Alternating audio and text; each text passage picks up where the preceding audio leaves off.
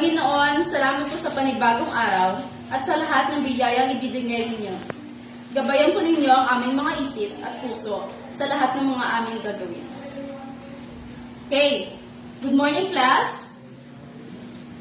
Bago tayo umupo, maaari ba ninyong pulutin ang mga basura sa ilalim ng inyong upuan? Okay, maraming salamat. Pwede na kayong umupo. Tutungo tayo sa ating attendance. Manuel, Sandigan, Ladjaw, Laco. Okay. Meron lamang tayong 3 absent ngayong araw. Tutungo na tayo sa ating mga alituntunin sa silid-aralan. Pakibasa.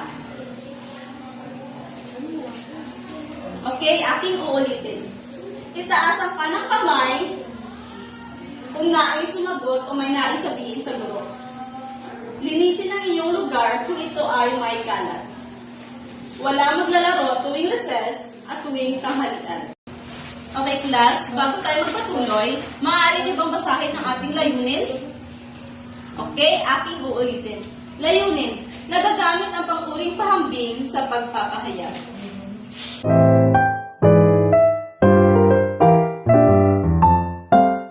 Okay mga bata, bago tayo tungo sa ating bagong diskusyon, ako muna ay magtatanong tungkol sa ating tinalakay noong isang araw.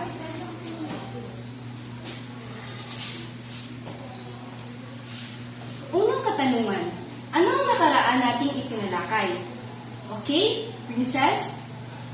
Mari mo bang ibigay ko ano ang ating itinalakay noong isang araw?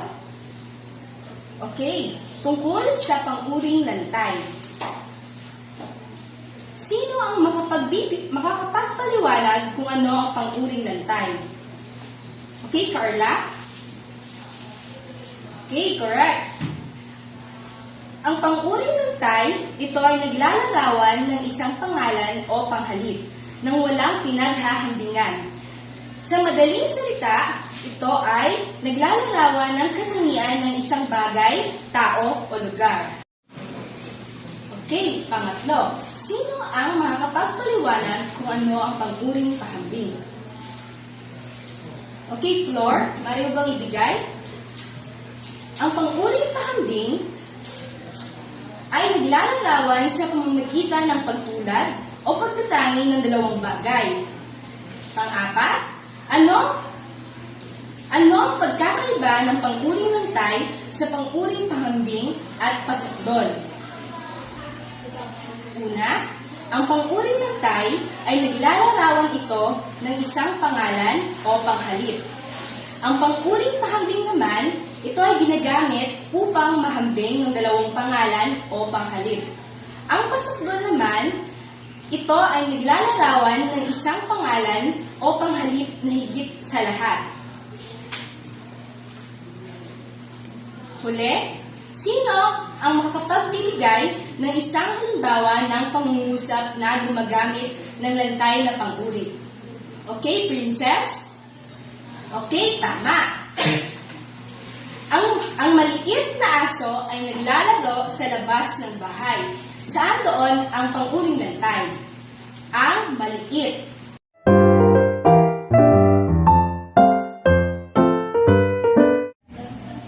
Okay mga bata, tayo ay magpapatuloy. Maaari niyo bang basahin ulit ang ating layunin? Okay, maraming salamat. Batay sa layunin na inyong binasa, sino makapagbigay ng ideya kung ano ang ating posibleng tatalakayin o aralin ngayong araw? Okay, maraming salamat. So ngayon, meron akong katanungan para sa inyo. Una ay sa inyong palagay, ano ang ibig sabihin ng salitang malamang sa kalasan na panguri? Ay, maraming salamat. So sa hambing ng palamang ay may mahigit na katangian na inihambing sa bagay na pinanghambingan ito. So halimbawa, mas maunlad ang Amerika kaysa sa Pilipinas. Buwa, mahusay.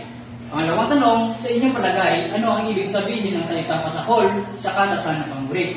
So sa hambingang pasahol naman ay may mahigit na katangiang pinaghahambingan ng mga bagay sa hinihambingan ito. Halimbawa, mas matalino si Judith kay Lisa. Ako ba mga bata? Mahusay.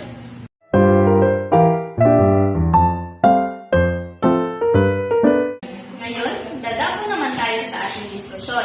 So, ngayong araw, ating tatalakayin ang pang-uri. Ang pang-uri, tawag sa mga salitang naglalarawan sa pangalan o panghalip.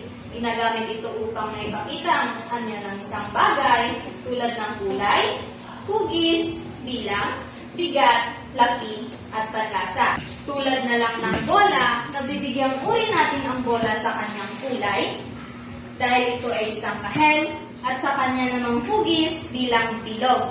At sa kanyang laki naman na meron tayong makikitang bola na malaki at meron namang maliit. So ngayon, dadapo naman tayo sa kaantasan ng pang-uri. Meron tayong pakambing. Kung ang mga salitang naglalarawan ay naghahambing ng katangian, maaaring mauri ito sa mga pagkakatulad at di magkakatulad na pakambing. Meron tayong dalawang uri ng pakambing.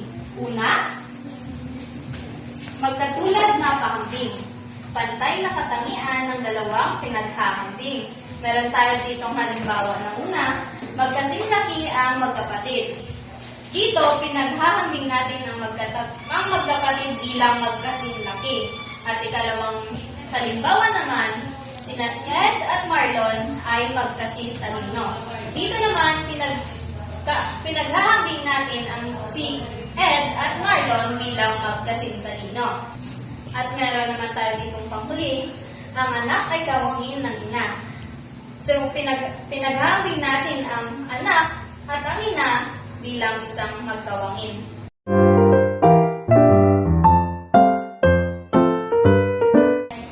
Okay mga bata, ngayon ay magpapatuloy na tayo sa ating diskusyon. Basahin. Di magkatulad sa pahambing. Dito, hindi pantay ang katangian ng dalawang pinaghambing. May dalawang uri ito. Ano nga ba ang dalawang uri? Ito ay ang palamang at ang pasahol. Okay mga bata, ano nga ba ang pagkaiba ng palamang at pasahol? Basahin. Ang palamang, ang katangian ng inahahambing ay nakahihigit sa pinaghambingan. Dito, ginagamit ang mga katagang higit, lalo, kaysa, kay, at kay, sa. Ang halimbawa ng palamang, si Jose ay higit na maawain kaysa kay Edward. Ang palamang ay nagpapakita ng mas mataas na antas ng katangian o kalidad. Pasahol. Lahat ay basahin.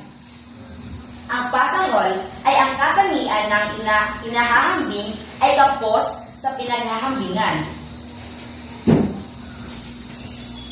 Ang halimbawa ng pasahol. Ang ate ay di gasinong masipag na tulad ng ate mo.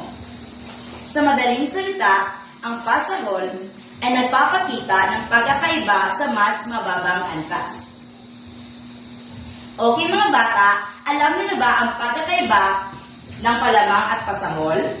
Okay mga bata, ngayon ay magbibigay ako sa inyo ng aktibidad. Lahat ay basahin ng ating panuto. Maganap na kapares at ilista ang mga pagkakaiba at pagkakalimtulad ng iyong kapares. Ipahayag ang mga obserbahan sa aktibidad gamit ang Venn diagram. Gawin ito sa loob ng 5 minuto. Okay mga bata, magbibigay ako ng halimbawa kung paano gagawin ang inyong aktibidad. Una, gumawa tayo ng Venn diagram. Ang halimbawa ay si Ana at ang kanyang kaibigan na si Elsa. Ilista ang inyong mga pagkakaiba at pagkakalimtulad sa loob ng Venn diagram. Halimbawa, si Ana ay mahilig kumain. Si Elsa ay mahilig kumanta. At pareha silang mahilig sumayaw.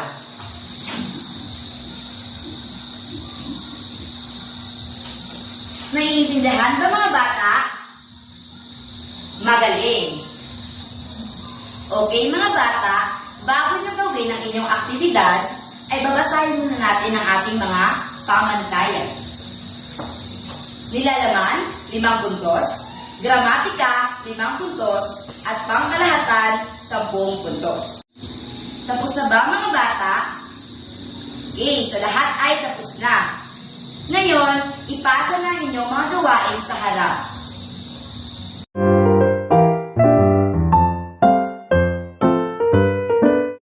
Okay mga bata, magbibigay ako ng pagsusulit. Sumulat ng salaysay tungkol sa pang-uri, pahambing at ilagay ito sa inyong kwaderno. Bago tayo magsimula sa ating pagsusulit, babasahin ko muna ang pamantayan. Tamang paggamit ng gramatika, 5 puntos. Nilalaman, 5 puntos. Kalinisan ng sulat, 5 puntos. Pangkalahatan, Go. 15 puntos.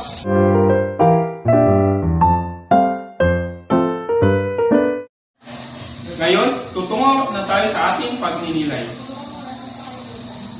Mga katanungan, ano ang hindi naintindihan sa mga natalakay natin sa buong diskusyon? Okay, Yuri. Maraming salamat. Pangalawa, maaari ba tayong tumuloy sa susunod na aralin? Okay, Viral. Maraming salamat.